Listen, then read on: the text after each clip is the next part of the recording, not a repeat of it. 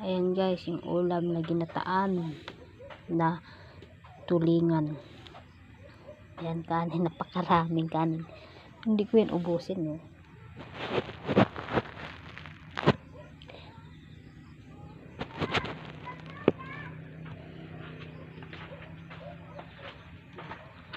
Ang daming kanin, wala kasing plato.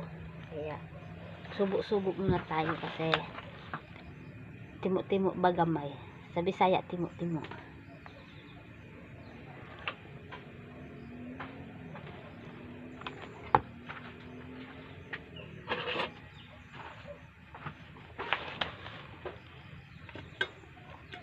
Hindi ako makakain ng maayos kasi masakit ang ngipin.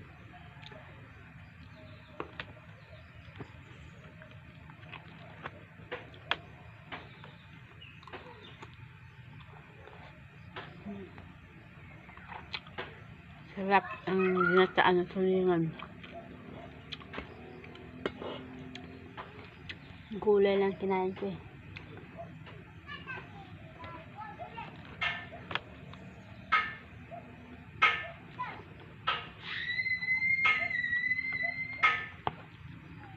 Bye bye.